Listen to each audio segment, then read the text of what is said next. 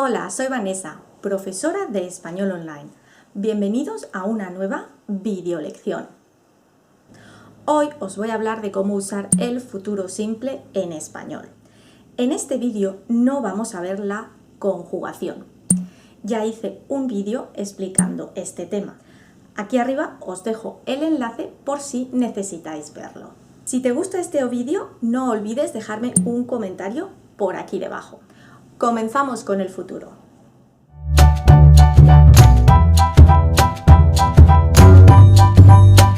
A lo largo del vídeo voy a daros 3 usos del futuro simple.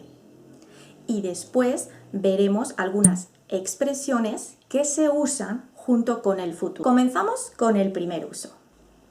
Lo usamos para hablar de situaciones futuras.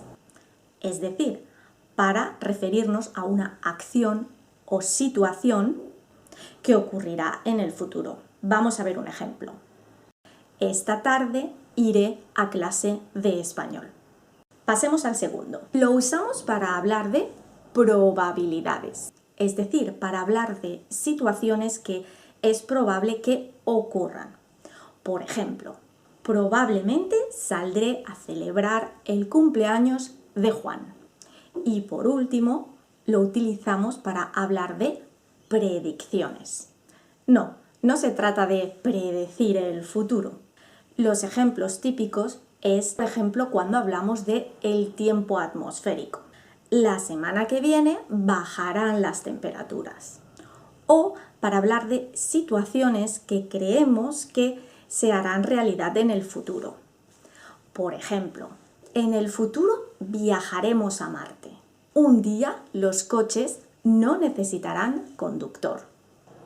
En todos estos casos podemos usar o no marcadores temporales.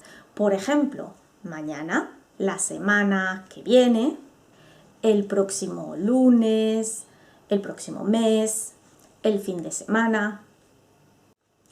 Y hasta aquí el vídeo de hoy. Ahora te dejo un resumen de todo lo que hemos visto para que puedas leerlo tranquilamente. Dale al stop y echa un vistazo.